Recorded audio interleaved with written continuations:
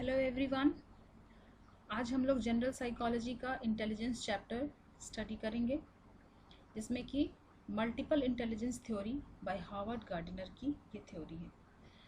ये थ्योरी बाकी सभी थ्योरी की तरह बहुत ही महत्वपूर्ण है और गार्डनर का योगदान जो है वो बुद्धि के क्षेत्र में या बुद्धि के अध्ययन के क्षेत्र में, शोध के क्षेत्र में बहुत ही सराहनीय और उत्तम रहा है। तो आज मैं वंदना आज तुम लोगों के लिए गार्डनर की थ्योरी लेके प्रस्तुत हूँ। उसके पहले हम लोग जो है वो हार्वर्ड गार्डनर के बारे में थोड़ी जानकारी ले लें कि वो कौन थे और कहाँ के रहने वाले थे। तो सबसे पहले हम लोग जो है वो इंट्रोडक्शन से शुरू करते हैं। Introduction about Gardner. Howard Gardner is an American developmental psychologist. He is best known for his theory of multiple intelligence as outlined in his book 1983 book Frames of Mind, The Theory of Multiple Intelligence. Harvard gardener जो थे वो American developmental मनोवैज्ञानिक थे, developmental psychologist थे और वो जो है वो मल्टीपल इंटेलिजेंस थ्योरी के लिए बहुत ही विख्यात रहे हैं। उन्होंने 1983 में जो पुस्तक लिखी जिसमें कि उन्होंने बहुबुद्धि सिद्धांत की रचना के संबंध में लिखी, उस बुक का नाम जो था वो फ्रेम्स ऑफ माइंड था। Gardner's theory had a particular impact in the field of education, where it inspired teachers and educators to explore new ways of teaching aimed at these different intelligence. Gardner की theory जो है वो चाहे वो शिक्षाविद हो, चाहे वो शिक्षक हों, चाहे वो शिक्षा के क्षेत्र में काम करने वाले व्यक्ति हों, उन लोगों के लिए बहुत ही यह महत्वपूर्ण साबित हुआ। बहुत ही महत्वपूर्ण यह थ्योरी जो है वो उनके लिए रहा, व्यक्ति की बुद्धि को समझने के लिए, छात्र को बुद्धि को समझने के लिए और उनके अनुरूप कार्य करने के लिए। और उनका जो मेन जो सिद्धांत था ये जानना उनके लिए सबके लिए आवश्यक है कि उनका संबंध जो है वो जो बुद्धि के संबंध जो उन्होंने व्याख्या की है, उनका कहना है कि मस्तिष्क का व्यवहार संबंध पे आधारित, मस्तिष्क और व्यवहार दोनों को उन्होंने रिलेट करके बताया है। इन्होंने इस सिद्धांत का प्रतिपादन जो है वो वैसे रोगियों के अध्ययन के परिणाम स्वरूप किया जिनमें विभिन्न तरह के ब्रेन डैमेज जो थे तथा जिससे कुछ तरह की बुद्धि प्रभावित हुई थी, परंतु दूसरे तरह की बुद्धि पर कोई प्रभाव नहीं पड़ा था। और सिर्फ इतना ही नहीं, इस सिद्धांत के प्रतिपादन में उन्होंने वैसे लोगों को भी जो रिपोर्ट को ध्यान में रखा जिनमें सेवेंट सिंड्रोम थे। सेवेंट सिंड्रोम का मतलब वैसे लक्षणों से होता है जिसमें व्यक्ति में मेंटल रिटार्डेशन या कुछ विशेष तरह की असाधारण क्षमताएं जो है वो होती हैं। और गार्डनर ने अपने सिद्धांत में जी कारक को नहीं माना है और कहा है कि बुद्धि के जो है वो कहीं के जो है वो 7 भी बताए गए हैं, कहीं कहीं 9 और कहीं कहीं 10 भी बताए गए हैं। तो हम लोग जो है वो 10 जो बुद्धि की क्षमता होती है व्यक्ति के अंदर वो होते हैं, तो उसी के संबंध में आज हम लोग यहाँ जो है जो चर्चा करेंगे और उनके संबंध में और जो बातें उनके द्वारा जो महत्वपूर्ण है वो कहीं कहीं वो भी हम जान लेते हैं। Gardner articulated 10 criteria for behaviour to be considered an intelligence. Gardner ने जो है वो 10 इम्पॉर्टेंट क्राइटेरिया जो है वो बुद्धि के संबंध में बताए हैं।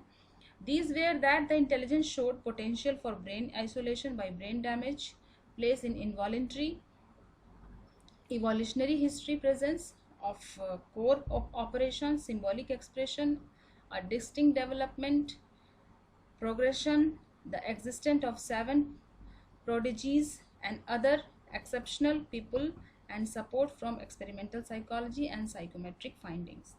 तो ये सबको ध्यान में रखते उन्होंने 10 तरह के बिहेवियरल इंटेलिजेंस के संबंध में जो है वो चीज़ें जो हैं बताई हैं। और गार्डनर का कहना है कि N intelligence is bio psychological potential to process information that can be activated in the culture setting to solve problems or create product that are the value in a culture. तो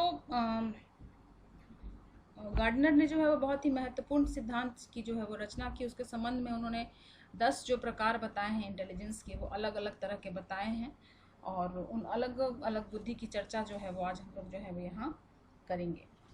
सबसे पहले जो है वो लिंग्विस्टिक इंटेलिजेंस की चर्चा जो है वो की गई है। लिंग्विस्टिक इंटेलिजेंस क्या है? इससे तात्पर्य भाषा के उत्तम उपयोग एवं उत्पादन की क्षमता से है।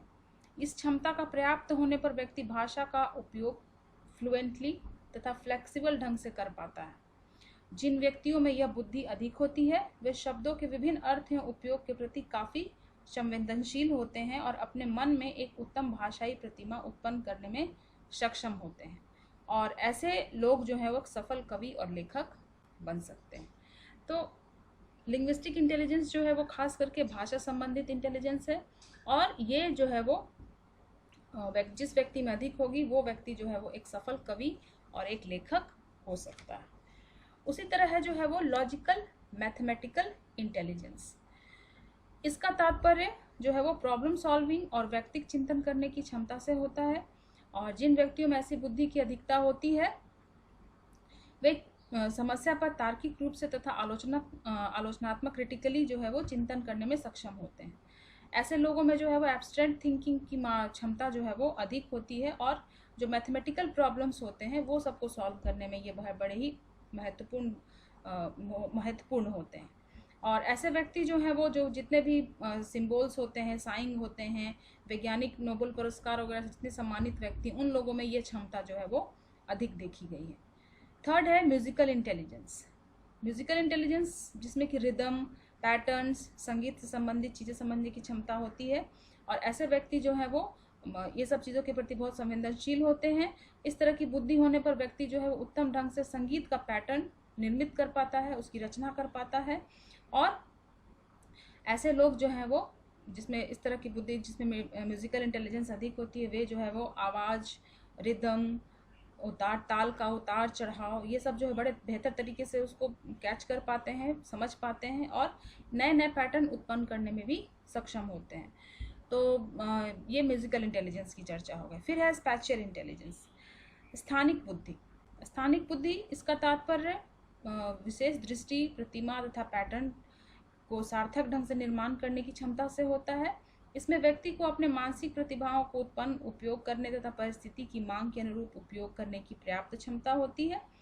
जिन व्यक्ति में अधिक होती है वे आसानी से अपने जो स्पेशल इन्वायरमेंट उपस्थित कर लेते हैं, उसमें सक्षम हो पाते हैं, जैसे कि सर्जन हैं या पेंटर हैं या जो पायलट्स होते हैं, इंटीरियर डेकोरेटर होते हैं, उन सब ऐसे व्यक्तियों में स्पेशल इंटेलिजेंस अधिक होने पे ये जो है वो उस क्षेत्र में बड़े ही अच्छे तरीके से उस कार्य को निभा पाते हैं।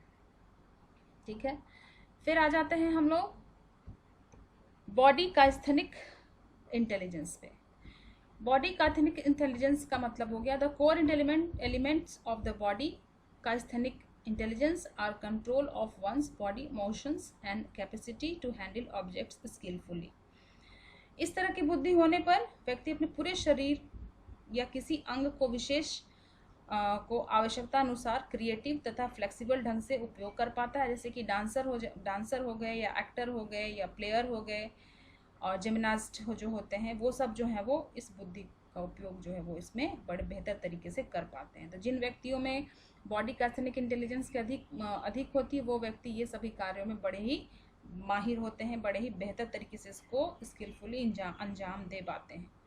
फिर है इंटरपर्सनल इंटेलिजेंस। इंटरपर्सनल इंटेलिजेंस जो है ये क्या है? इंटरपर्सनल इंटेलिजेंस दूसरे के व्यवहार एवं अभिप्रेरक को सूक्ष्म पहलुओं को समझने की क्षमता होती है, और इस तरह की बुद्धि में अधिक होने पर ऐसे व्यक्ति दूसरे के व्यवहार, दूसरे की प्रेरणा, भाव को उत्तम ढंग से समझकर उनके साथ एक घनिष्ठ संबंध बनाने में सक्षम हो पाते हैं। और ऐसे बुद्धि जो है वो मनोवैज्ञानिक, सामाजिक कार्यकर्ता, धार्मिक नेता और काउंसलर में जो है वो ऐसी बुद्धि जो है वो अधिक होती है। ठीक है, फिर है intrapersonal intelligence. This area has to do with introspective and self reflective capabilities. This refers to having a deep understanding of self, what one's strength or weakness or what make one unique।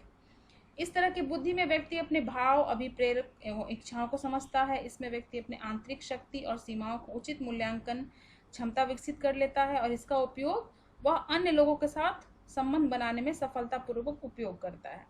ऐसे जिस व्यक्तियों में इस तरह की बुद्धि अधिक होती है वे अपनी पहचान बना सकने में सफल होते हैं, और ऐसे व्यक्ति जो है वो बहुत ही संवेदनशील होते हैं, ज़िंदगी की सार्थकता के प्रति बड़े ही संवेदनशील होते हैं। ऐसे व्यक्ति जो फिलोसफर होते हैं, साधु संत इत्यादि में ऐसी बुद्धि जो है वो देखी जाती है। फिर जो है वो नेक्स्ट है आपका नेचुरलिस्टिक इंटेलिजेंस, जिसको कि हम स्वाभाविकता बुद्धि के नाम से जानते हैं। इसका तात्पर्य जो है वो स्वाभाविक और प्राकृतिक वातावरण की विशेषताओं के प्रति संवेदनशील व्यक्ति होता है। और इस तरह के बुद्धि की अधिकता होने पर व्यक्ति जो है वो प्रकृति, नेचर, वनस्पति सभी चीज़ों के प्रति जो है बहुत ही सूक्ष्म विभेद कर पाता है, डिफ्रेंशिएट कर पाता है।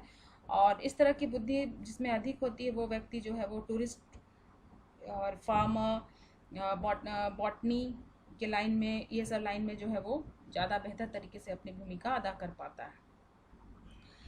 और नेक्स्ट है आपका एक्सटेंशियल इंटेलिजेंस।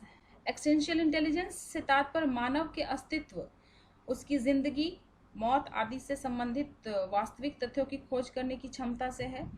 कुछ व्यक्तियों में इस तरह की सच्चाई जानने की क्षमता में पर्याप्त मात्रा में होती है, जैसे कि फिलोसफर थिंकिंग आदि में जो है वो ये सब चीज़ें जानने की जो है क्षमता ज़्यादा होती है। जीवन मरण ये सब अस्तित्वपरक जो बुद्धि होती है।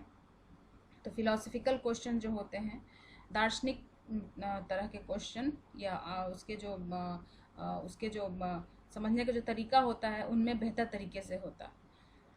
फिर लास्ट है स्पिरिचुअल इंटेलिजेंस। स्पिरिचुअल इंटेलिजेंस में इस तरह का जो इंटेलिजेंस है, in this type of intelligence in which people develop their cosmic ability to access their higher meaning values. Those who have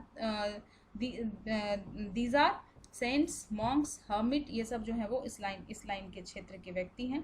इस तरह की बुद्धि का तात्पर्य ऐसी क्षमता से होती है जिसमें व्यक्ति अपने विकास को कॉस्मिक तथा आध्यात्मिक समस्याओं के साथ समाधान करने में वो ज़्यादा सोचता है।